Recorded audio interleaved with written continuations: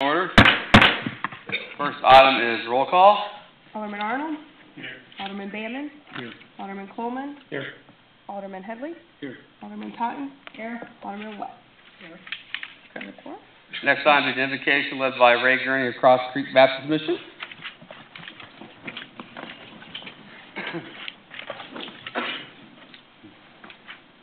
Father God, we thank you so much for allowing us to be here alive today in such a wonderful city, surrounded by such great folks.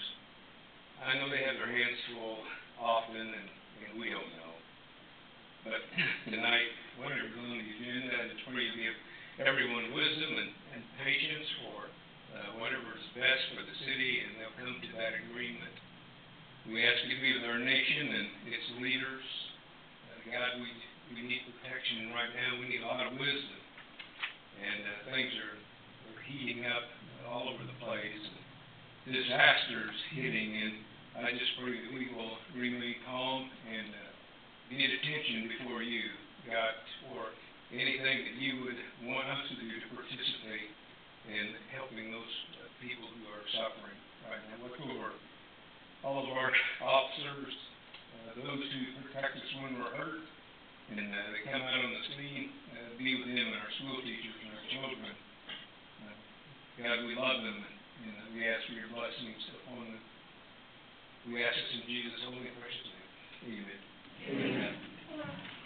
Next, be pledge of allegiance from Weeblos PAC 4321.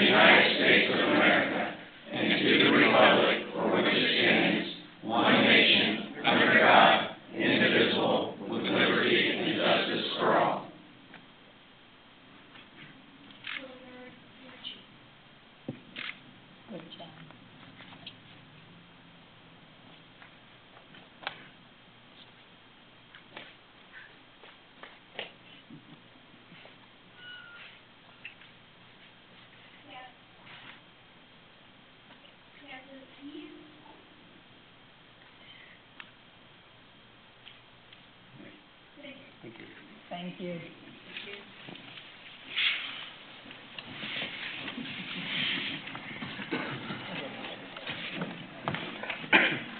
Okay, next item is approval of the agenda.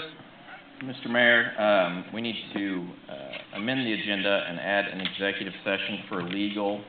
It'll fall after public hearings, but before ordinances. And it is my understanding that we have a resolution that we will be pulling from the agenda this evening. Yeah, I believe the resolution is it 36? R17-36, and that's the request of Alderman Bamman because he wanted the opportunity to talk more with the school board about that. So we will remove that resolution then off of the agenda as well. Any additional changes? No, sir. Okay. That being said, I'll entertain a motion to amend the agenda noting those changes. So moved. Motion Alderman Bamman, second. Second Alderman Headley. Any discussion? Seeing none, all in favor, please say aye. Aye. All opposed, same sign. Okay. Agenda is amended. Next up, we have proclamations. First proclamation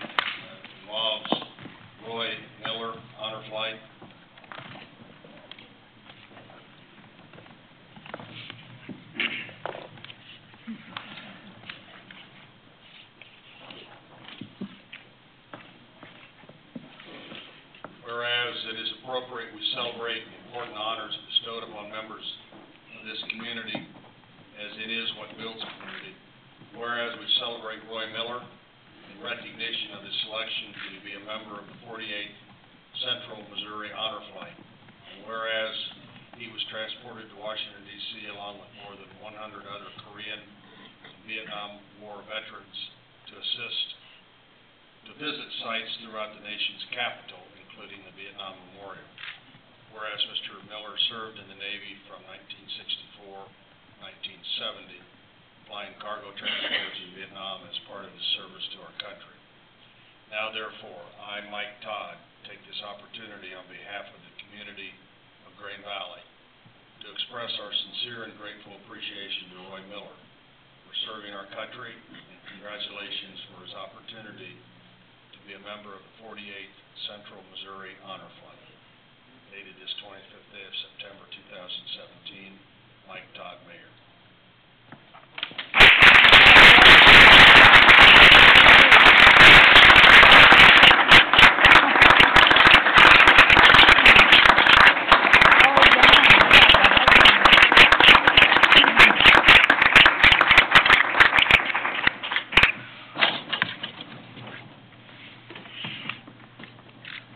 Family, would like to join in for pictures? Mrs. Miller, would you like to join? Yeah. Welcome to. Come on. Both of you first. You want me to take both your photos?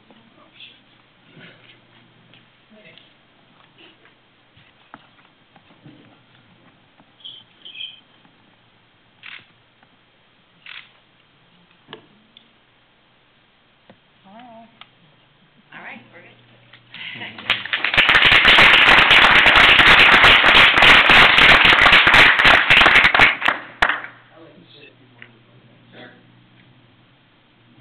I accept this on behalf of Korean veterans, the ones who went to settle, there's hundreds being this Vietnam veterans. And, the true hero, Korean and Vietnam veterans who did the job every day, in a timely manner, in a heroic manner, and everybody recognition for it. Those are the real heroes. And, I'll accept this on their honor, and, for the honor of the, tenants in Georgia, D.C. Does anybody out there was a veteran? You might want to think about going on the flight. It's a wonderful experience. In my 74 years on earth, I had one perfect day. That was on the 17th. It's just amazing the way they treat you. It's when Steve and Sharon Paulsell set the honor flights up, they insist all the volunteers are so kind to take care of us.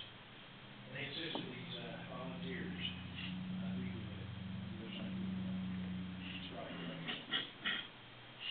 sure I know. It's unbelievable. I'll tell you about the very end of it.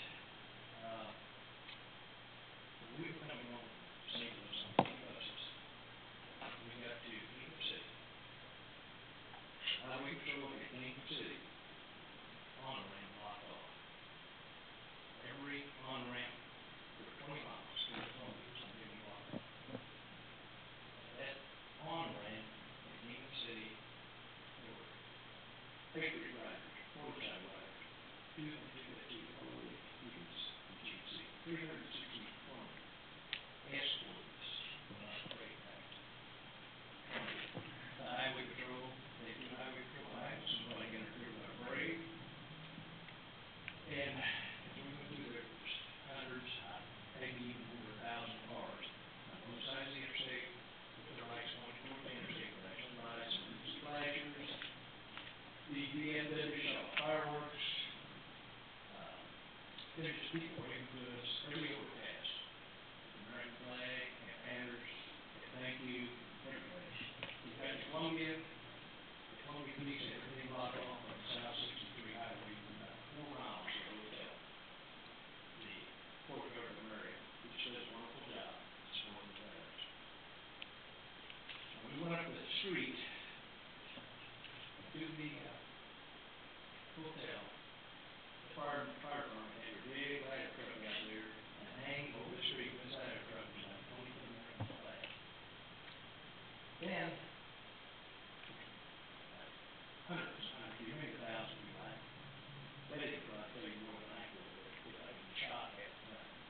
But anyway, we got off the bus, there's 2 lines there.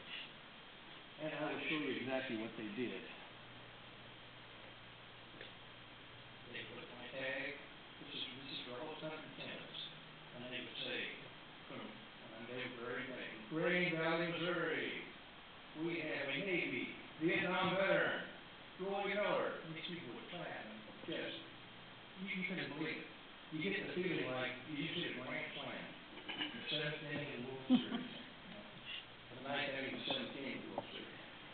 And go inside, high uniform,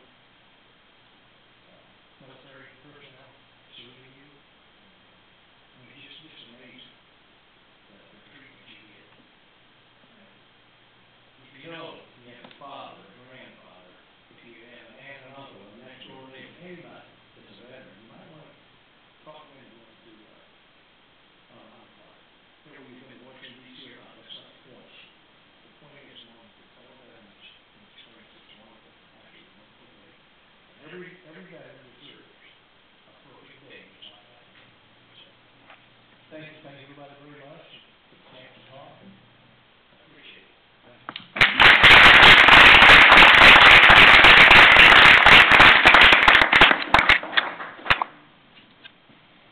Proclamation for Joseph Gleich? Glike? Sorry. Glike? Yeah.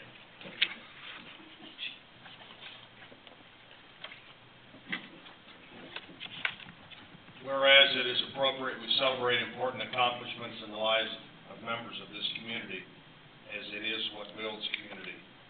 Whereas today we celebrate Joseph Glike on the occasion of his achievement of the rank of Eagle Scout in Boy Scout Troop 310, Green Valley, Missouri. Whereas Joseph designed and built an outdoor learning classroom at Stony Point Elementary School in Green Valley as his Eagle Service project.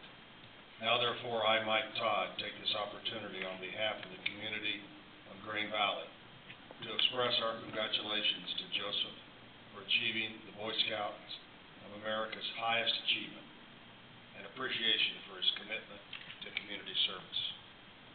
Mike Todd, Mayor, September 25, 2017.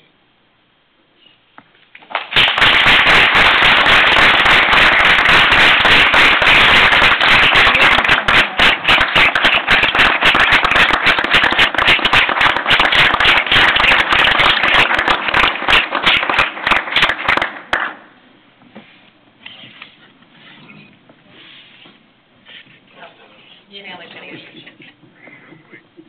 Oh, Mom.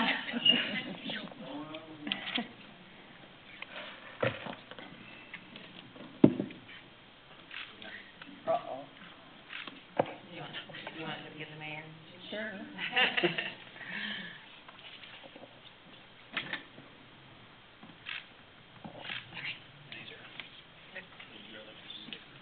Oh, my goodness.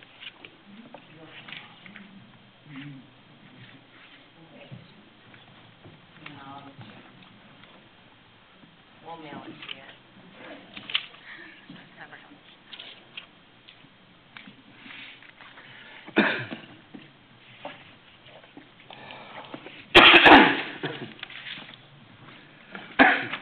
Okay, next item will be citizens participation. We ask citizens to come forward to the microphone and podium. Give your name and address for the record. Is there anyone who wishes to address the board this evening?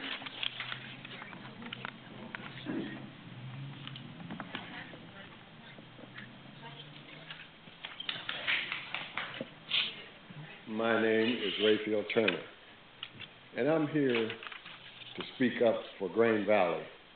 And if we speak up for Green Valley, we got to speak out. We have to lend our support. I'm not here to criticize anyone or anybody for their job. I feel that we must do more for the city of Green Valley. And I have made an honest effort to study different parts of Green Valley that I feel that could be a prosperous area for advancement for the city of Green Valley. I was quite upset when I heard that a developer was wanting us to give him 50 to 100,000 and 1% of the tax revenue for things that we ourselves, citizens of Green Valley, can do ourselves. We have to learn to see what we have to offer. Then we have to go out and lobby. We can do the same thing a developer do, and it won't cost us half the amount of money. And I have drew up certain proposals. I've drew up different areas that I believe that if we go out and we lobby for businesses, because we have the right to go into a business, and the business will accept us as a community.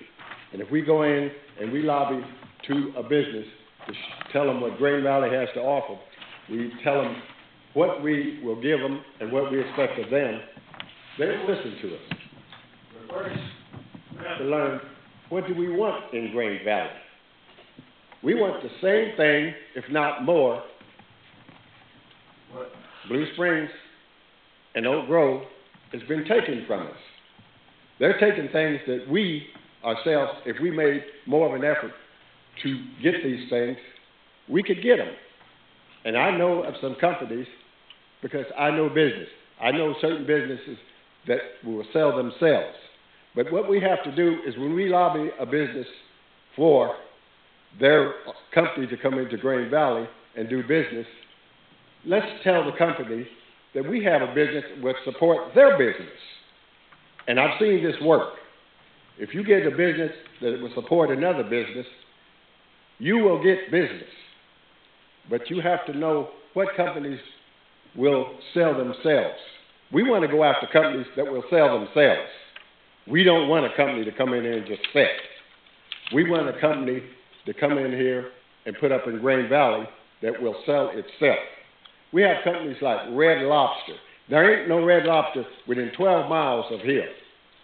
And if we lobby Red Lobster and we beat Green Valley, we beat Blue Springs to it, we beat Oak Grove to it, we could have one heck of a business. Now, the trucking industry, we got a truck stop here, if that's what you want to call it. But we could go out for a travel store. Pilot is the most popular truck stop in America right now. And we could get Pilot here because there ain't another Pilot within 25 miles of here.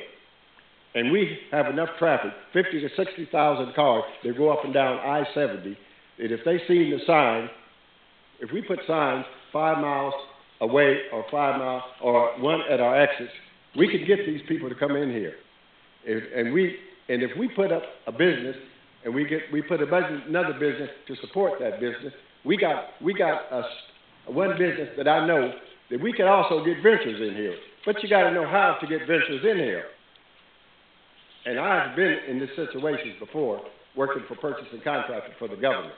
And that's why I have an understanding about what's going on. We have knowledgeable people sitting right here, but we all got to put our heads together. If we got ideas, let's speak out. Let's don't keep them to ourselves. That's the problem right now. I don't think we have enough communication or people putting the ideals together. Let's put them together. We don't have to sit up here in the high seats. We can sit out here in the audience. We can still have ideas. And if we communicate, we put our ideas together, we're going to come up with something. That's what I'm about. I have an invention here that if it takes off, it will generate $400 million. I'm going to lobby Coleman's and Bass Pro to build a factory here and let me run the engineering department because I developed the invention. I don't know if they're going to do it, but it don't hurt to ask. It don't hurt to let them know that, hey, why not have the man that invented the idea, why not have him over the project? It makes sense, I think, because you got somebody that knows what he's looking at, he knows what he's doing, he has a prototype, he's made it, so he'll be able to direct the workers when they are confused about certain things. And that's what we have to do. If we are confused about what we need in Green Valley, let's put a suggestion box up. Let people put their ideas in the suggestion box, what they think maybe we need. Let them go around and look like I did. See the vacant lots that are here. Let's find out who owns them, and let's find out if the city owns them. And if we don't own them, Let's go to the person that does own them. Let's show him our ideals. Because why should we pay a developer $100,000? Why should we give a developer 1% of our tax revenues? Do you know how much tax money we would get if this invention of mine takes off out of $400 million? You know how much revenue you would have? Do the math. Now, why should we give our money away? I'm not saying that the developers don't have good ideas, but if you give a developer $100,000, is he going to give you a guarantee with that $100,000? I don't think so. So, what I'm saying is that let's pull together. We got enough trucking business right around us. We got Coles. We got Vic down the road. We got the other company over there. We got trucking companies that they're close enough. Blue Springs don't have a truck stop. So let's beat them to the punch. They used to have one. They let it get away. So let's beat them to the punch. These are things that we could develop the city a lot better if we just work together, pull together, see what we need. I don't want to just sit still and see just a bunch of homes around us. Why do I have to go to Grain Valley to eat in a restaurant? I mean, to Blue Springs to eat in a restaurant. Why can't I eat in a restaurant built right here in Grain Valley? If you put a Red Lobster in Grain Valley, I'll guarantee you it will never go out of business.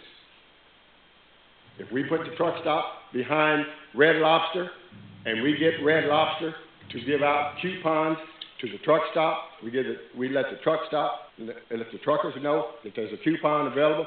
Well, when you sit still in the evening, fish meals are very desirable. I know what truckers like, believe me. And we got a truck stop here. We ain't going to benefit that much from it, but when we put a pilot there, we're going to benefit from it because we got a motel sitting there. We put Red Lobster there. We got the motel there.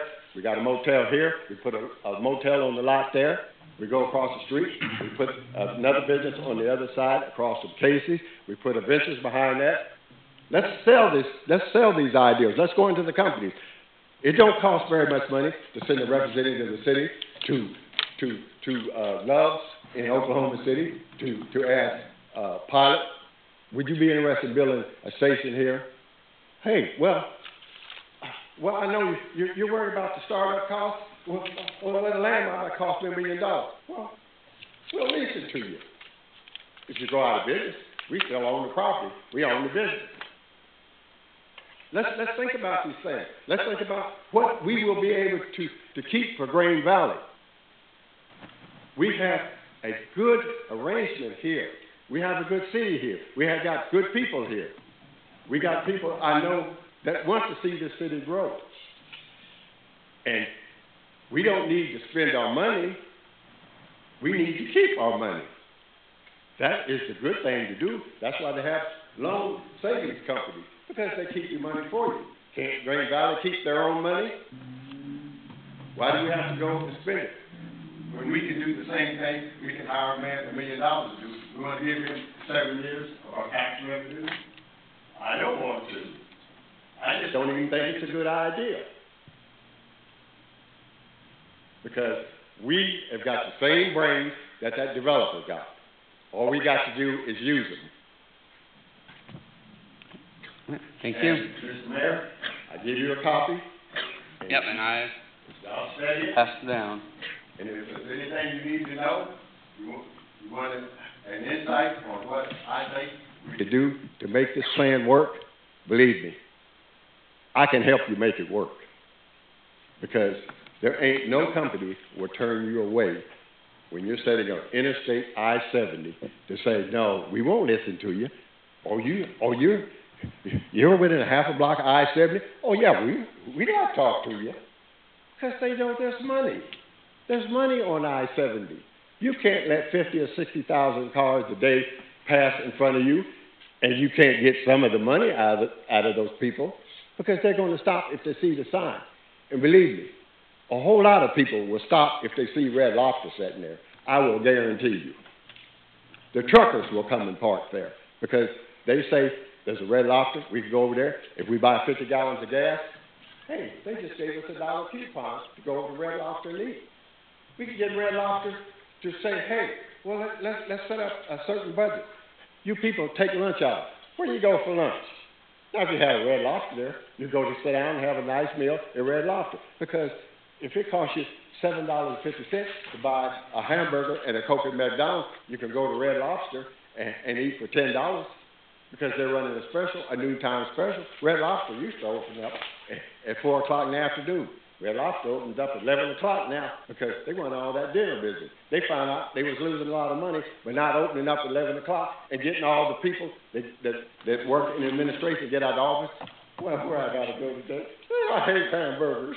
I didn't eat so many hamburgers, I think I'm a cow. Let's change our direction. Now, I'm here. If y'all willing to work with me, I'm willing to work with you. Well, thank you. Anyone else wish to address the board?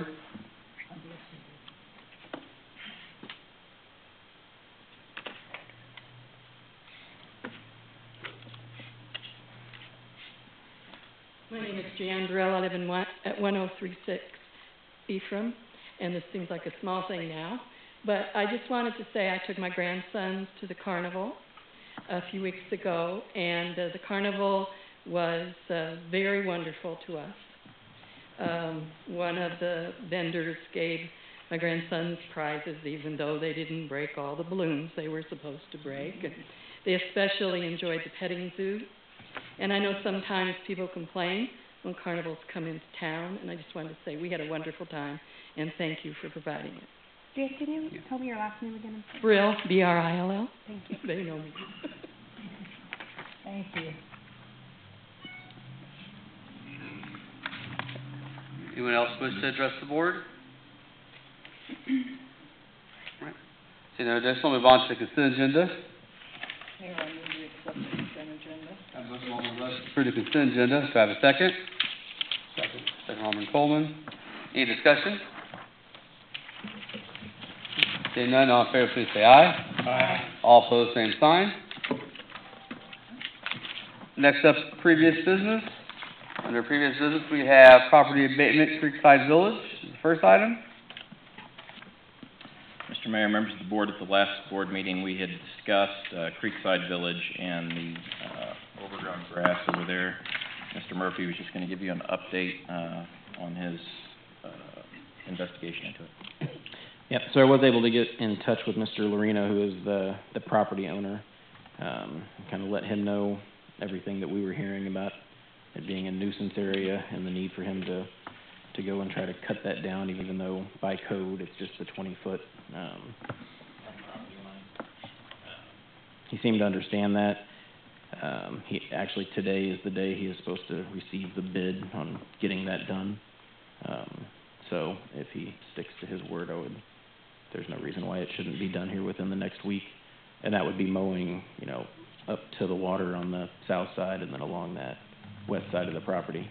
So I just wanted to report back that, he did respond, which has been kind of a problem in the past. But we can take him at his word that he will get it mowed. If not, we'll have to send another violation. As you know, we talked about the last time, the only problem with going and doing even the abatement of the 20 feet is we can go and put a lien on it, but we're eating that money until if and when it would sell.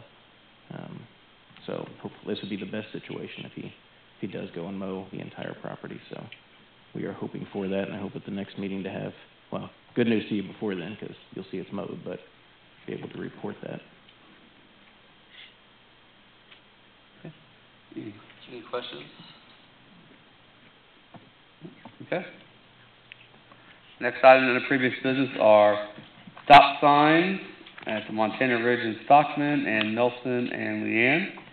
Mr. Mayor, members of the board, if you'll recall, our city engineer, community development director, Rick Arroyo, handed out a memo on August 10th, and it was the stop sign analysis of Montana Ridge and Stockman, Nelson and Leanne Drive, and Montana Ridge and Hillsboroughs Hillsborough intersection.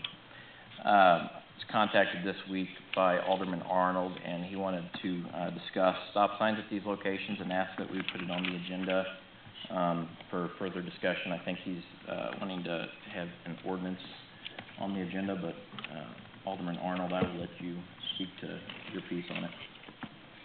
I understand that staff can't recommend stop signs be placed at these locations because the criteria doesn't call for them to be there. I've experienced this in the fire service a lot where there are certain things required in a certain area, such as a 15,000 square foot building every 5,000 square foot should have a fire extinguisher. But if the business owner wants to put one in every 2,500 square feet, that's fine. I mean, it doesn't violate the code, it just isn't required by the code. And I look at this the same way with the stop signs in these locations, is that while they don't meet the speed requirements for the need and visual requirements of some of the other criteria for a stop sign, I think that the perpetual issue that we've continued to deal with on both of these streets, because there are long thoroughfares that kind of collect from several cul-de-sacs, people are driving a long distance, they're distracted, they don't watch and pay attention to how fast they're driving in a neighborhood. We've had one incident where a small child has been struck by a car. We've had law enforcement over there to do speed control, which works in small amounts. We've put a speed hump in the location to slow people down because they don't want to go across the speed hump too fast. But that is an annual cost twice that we pay personnel to go out there and put up 4 signs that warn about the speed hump and then put the speed hump down. And then we pay our personnel to go back out in the fall, because it has to be taken up during the winter, to remove that speed hump so that they can plow for snow. So that's a perpetual, continual cost, an economic issue.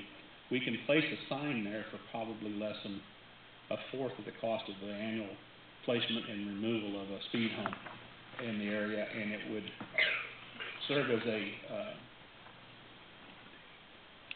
monitoring of people have to stop and not continue to travel for 11 blocks without having to slow down.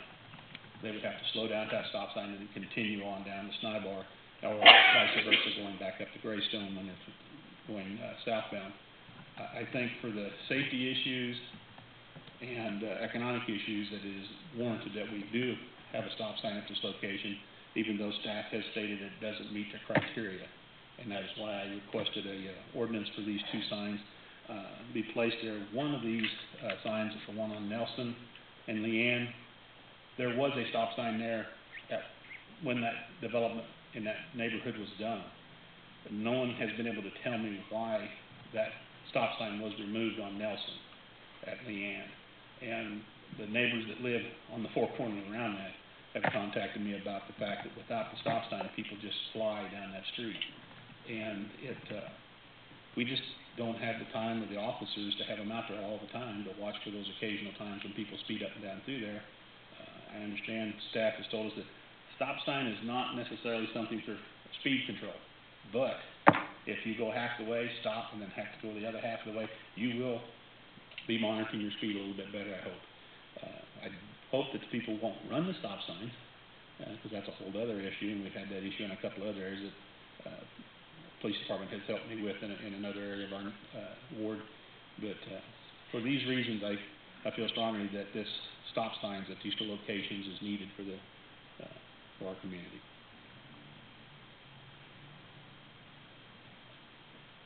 As I'm looking at the minutes and the report, and no disrespect, Dale, but they did a study of the volume of traffic and accidents, and based upon their study, there wasn't the volume nor the accident issues that would warrant those stop signs. And that's what the study showed, but the community outcry that people who live on the streets that want people to slow down have stated that a stop sign they feel would make a big difference on that road.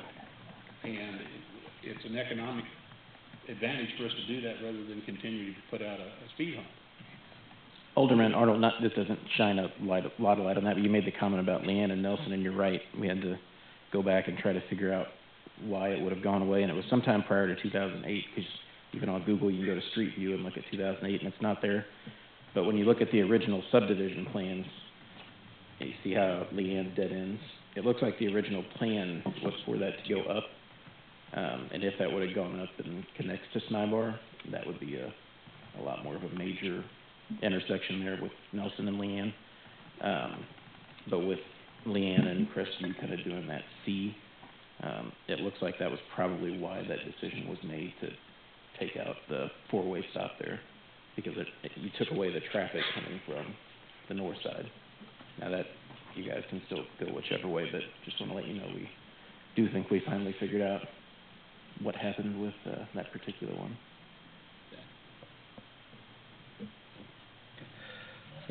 I guess what we need, he can ask to put on there, but kind of the consensus, of the board that, Yeah, we staff, do that. staff can draft the ordinance, and put it on the agenda for discussion and for a vote. The thought was just, with discussion tonight, we would at least make sure that there's an interest by the board, not even a full majority of the board, but enough to get a second. That way we're not drafting an ordinance that doesn't get a second. But, if I don't hear anything otherwise, we'll prepare an ordinance. Do we have other objections to that? My concern is, there's similar issues just about anywhere in town. And we can look at R.D. Mize Road, we can look at, a couple of the main thoroughfares in Rosewood, Getty, any number of these. If we start putting stop signs everywhere we think it would help us, I think it's gonna cause more problems because we're not following. There is standards, those engineering standards there for a reason, and I understand your argument. But next thing you know, we'll have stop signs everywhere because everyone will be calling in, and then where do we draw that line?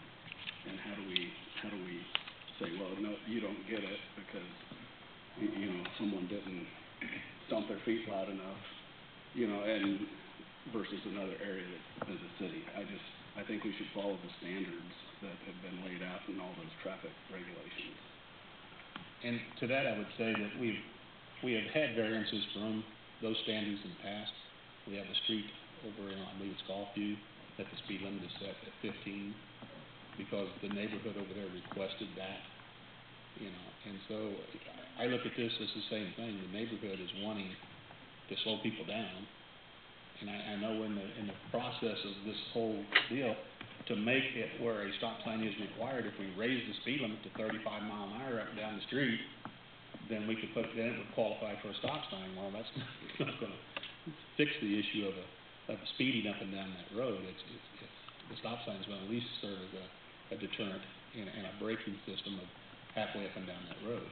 So while I understand we don't want to get where we're putting stuff everywhere, this has been a street that we have placed a speed hump on at least on 2 years, if not more, and 3 or 4. So we have a perpetual issue there that hasn't been rectified through the speed hump.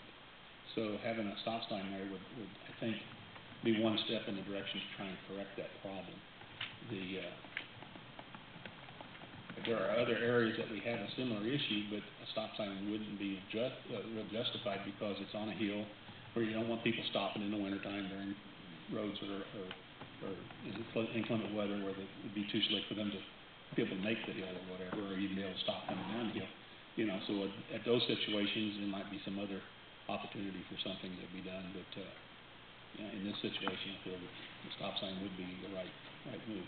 What I found is the police department had a deal that showed their speed and some sweet little old lady went out and told everybody they had cameras in them, so they better be going the speed limit, and that worked.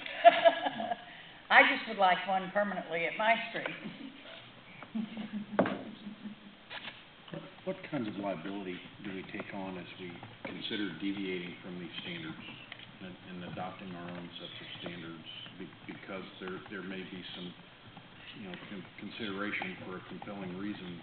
Once we've started to move away from what those adopted standards are, what kinds of liability do we take on as a city to protect ourselves from some sort of litigation or legal action? Is there any way to answer that, or to even try and quantify that in any way? Well, I can certainly try to answer it. All you have to do is take reasonable actions based on the studies you do to make sure you're addressing the problem. And, it's rare, and there are lawsuits all over the place when you have design problems with highways and bridges and sometimes intersections if they're not designed and constructed properly. But this would not be a situation that would give me much concern about the liability because you're doing all the right things to look at. If you have an inherently dangerous intersection where you have lots of accidents and you don't do anything about it, you've got a lot of complaints, accidents, then you're opening yourself for some liability. It's a pretty steep hill to climb.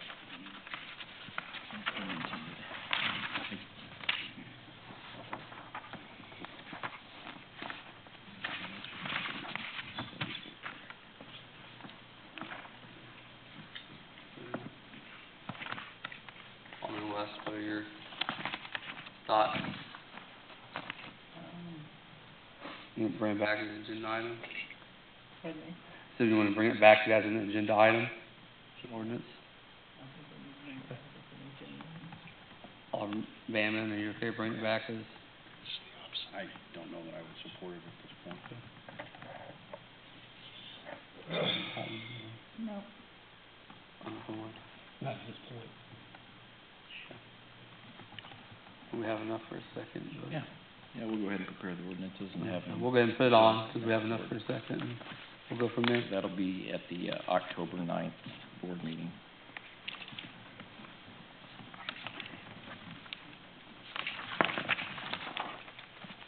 Alright.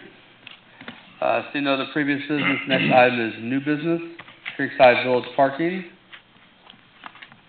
Mr. Mayor, members of the board, as we discussed in the last board meeting, we wanted to have some more discussion and actually put door hangers out to visit with residents of Creekside to find out their input, their opinions about parking, if it should be restricted, at least get that feedback to the board before making any decisions. Mr. Murphy, you want to update the board of the process we went through and take it from there? Yeah. I was gonna say, just a little history, it was A little over a year ago, Mr. O'Hare came to the board and we talked about things that we could do. And one of the things that came from it was PD trying to more actively enforce, like, parking too close to the intersection, parking in front of a fire hydrant, I think was one of the other complaints. And so they did increase patrol there with things like that, and considering the problem apparently hasn't gone away, if you're not out there patrolling all the time, self-policing hasn't really worked. So we've got the concerns have been brought up again, and per code, the majority of the streets, except for Deer Creek, when you first come in next to the two apartment buildings, are about 24 feet in width. So by code, if the board sees fit, the city engineer is allowed to make it parking on one side of the street for any streets that are up to 30 feet. It doesn't allow for anything over 30 feet. The only one that's over 30, like I said, is that little section where you turn off the McQuarrie, and it necks down basically right where that overhang seal is for Creekside Village. The rest of the streets in there appear to all be 24 feet, so they would fall into that section, the code that would allow for parking on one side, if you saw fit. One of the things we tried to do was look and see if there would be one side that would be better than the other, and fire hydrants are kind of all over the place, so what side doesn't really matter. We've got sewer on one side and water on the other, so there'd be a utility either way. But that's kind of the history of it. You know, we've gone a year and the problem, self-policing hasn't done much, so I believe that's what the citizens are looking for here. And we did place, door hangers to let people know that we would be discussing it. So that's kind of the history on it. Anybody come? Did anybody come? Well, it was for the meeting tonight, yeah, so. Did we get any calls or emails or anything? Not that I'm aware of. Rick, obviously, on vacation, he's not here, but he had not mentioned anything about getting calls. That's not to say somebody didn't call and just ask what it was about, but I don't know of anything specifically. I know you guys, four of you, are we pro it, against it, before we get we've done this before, we put signs up and then the next day we're getting bombarded, so we just want to. My name's Bonnie McClock and I live at 402 Coldwater. My concern is, I know you said you did some studies up there. I don't know if you went behind the houses, but on the south side of Coldwater, some of the cars cannot fit in their driveways, so that might be something to concern, or think about, like having that side as the parking. And also, where Coldwater ends on both, cars are constantly parking in the intersection, so even if you make it one way, they're gonna park where they shouldn't be all the time. You know, and that's, I think that's the law, where you shouldn't park in an intersection, but they do it all the time. So that may be something we need to get signed for also, Yeah, parking there. Captain Palachek, isn't it so far from the intersection they're supposed to? Yes, it's, like 30 feet. Yeah. Yeah, they'll park like in the T when you. You know, where Deer Creek and Coldwater, tees off, as you pull in, there's a house right there on the corner, maybe on your, the right side. She has, they're young, I think there's like 2 or 3 young people that live together there. So that when they have visitors, they have them park on that side there, when you go to take that turn. They're like, here's the curve, they're right here. So their slot back end is like sticking out half the time. And so that makes it so difficult to make that turn into that street. Of course, you know, when the police come through there, they're probably not there. You know, I don't know. But also, that was the cause of reason why the bus driver could not. That was the main, her turn that she could not make going through there because. So right now, the buses do not come down Coldwater Creek? No, they stop at, yeah, they don't come in the neighborhood at all. They stop up on the clearing at Deer Creek, and then they come around and they stop at, I guess that's not Creek. Seymour. So if the kids are living in the middle of Coldwater Creek, they're walking quite a bit to get to the bus Very stop. far, and when she lets them off, there's like 20 of them, and they just run up the middle of the road, little kindergartners, and they're going every direction. It's very unsafe. Not to mention that the stop there, I used to be a bus driver, so I know this law very well. Stop there, I don't believe is a safe stop anyway, because of the curve that you have between McCurry and Seymour. When she comes around that curve, she stops. Well, if there's traffic coming around that curve, they may not have time to see her before they come around and see her tail end. And then you've got that trucking company that's right there, and they're coming in and out of there with the big trucks too. So it's just not a safe stop, but her explanation was, I can't get down through there. She did it for years, and then last year, in the middle of last year is when they stopped it and stopped doing it because it doesn't work. Yeah, it sounds like the school district's take on it is the big buses won't go in. If they have somebody that is on the smaller bus that's door to door, then they'll go in. I mean, have you talked to the school district to see that if we make this adjustment, are they going to move the stops in there? Yeah, I mean, the impression I got from Mr. Brady was that what they were running into is it just kind of depended on the day. So if a bus came in there one day, it might be able to go through, but then the next day it comes through, it can't get through, so then it's backing out. And so to not put them in that position. Mr. Brady too, and he said if we got it one time, he'd be more than happy to put those stops back. Because they would prefer that, because it is safe for the kids. So they prefer to drop them off in there. Because they have about 2 or 3 stops on Coldwater, they do. So that the kids are closer to their home when they get out. Alderman Arnold, you had mentioned problems with emergency vehicles also? Yes, same size as buses or bigger, so they're gonna have to get in there. I don't know, remember, but I believe it was last year sometime, there was an actual emergency in there. And there was lots of, and they were all over, and I remember you guys had us blocked off, we couldn't even come into our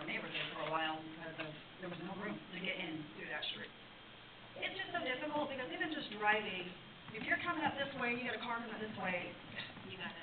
Nobody knows who's supposed to, or then you're trying to fit in to get in between some cars, and that you can let this person come through. And then you got, the houses are so close together, that those kids come flying out there, you don't see them sometimes until they're already out in the middle of the road. I just think that if you eliminate one side of that parking, it just gives more view. And they're slow.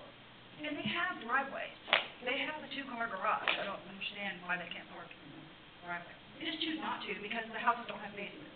So they use their garage as a storage or whatever instead of parking. Because nobody has ever said anything before. It's mostly rental property. So people are complaining that they don't do it. I know we'd looked to see, it didn't look like gone to traffic before when you guys looked. No, it did not. In fact, that was Does one it of the need questions to? that came up this week. Was back in September of last year. We had similar discussion of this. Seems to be within about a month of school starting, and the police department was, or chief was directed that he was going to have patrol do targeted enforcement down there. We went back and we looked at the minutes. The minutes didn't jive with the video, but in the video you had asked if it needed to go to traffic committee, and the conclusion that we came to was, well, let's let the police department enforce the rules and laws that are in place right now, and if we come back, if we need to revisit it, we can. So it has not gone to the traffic committee. Does it need to? I mean, I think... By code, you don't have to do, No. you don't have to. And I guess the thing that makes this a little more unique compared to like the South and Oak or the Walnut, those involved other entities. It wasn't just, like the residents there, whether we were dealing with the church or we were dealing with school traffic coming over into the neighborhoods, there was multiple groups that were involved. And I think that's where that committee format probably works a little bit better to get them together. This is really the first one where it's just been like residents there, like just the cars that live there creating the problem.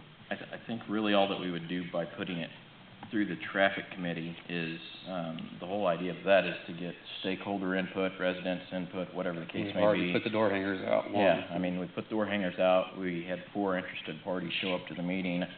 I mean, I think this is probably one of those, if I was sitting in your seat, Mr. Mayor, I don't know that it needs to go to traffic committee. I think that a decision. It's gonna be one that we'll put signs out there and then they'll all show up at the next meeting.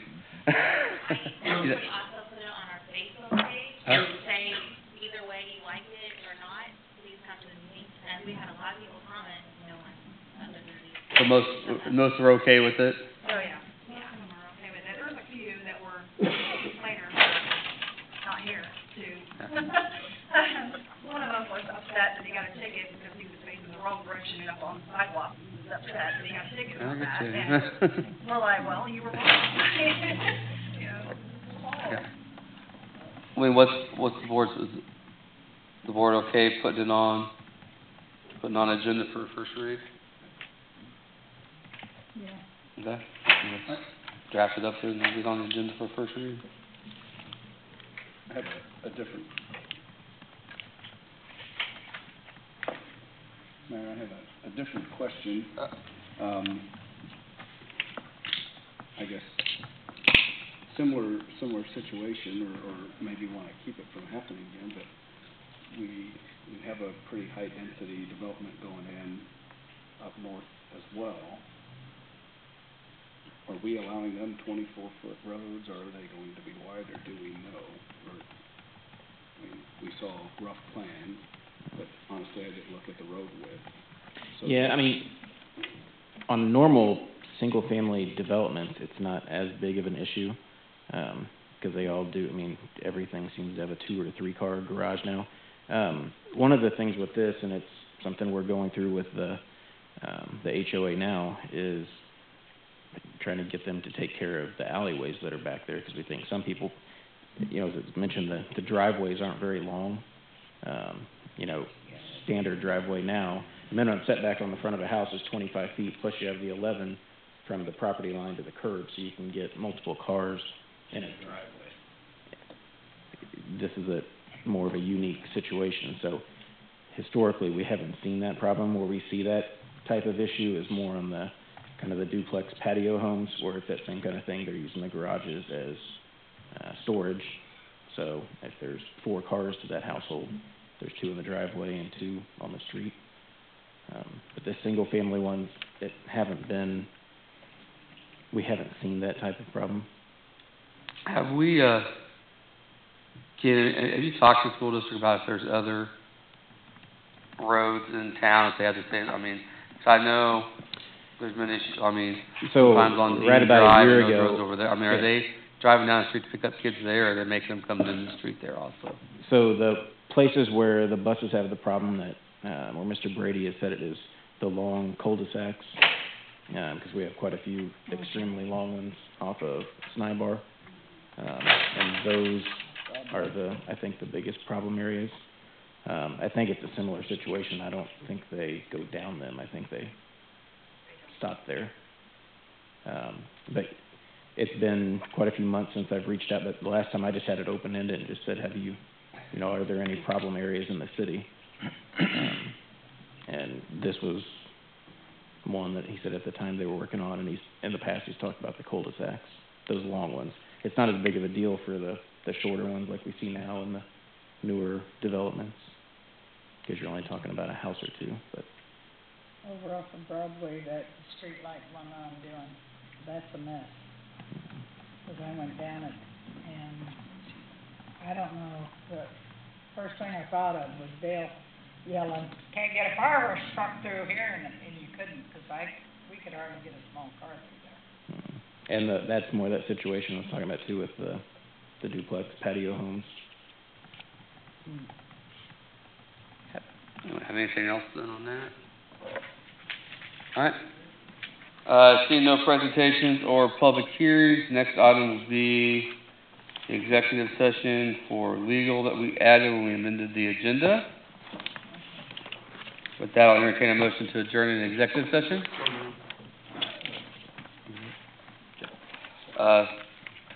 Motion by Alderman Coleman, second by Alderman Totten. Any discussion? Thank you all for coming out. I'm sorry, I missed what was the decision on did you say it was going through or on the parking? Well, I'm sorry, I missed it. that's it. Well, it'll have to go on the agenda to be an ordinance. Okay. So, what will be the next? Yeah, October 9th will be the first reading. October 9th. Will be for the first reading, and 2 weeks after that will be the final reading if it passes the first one.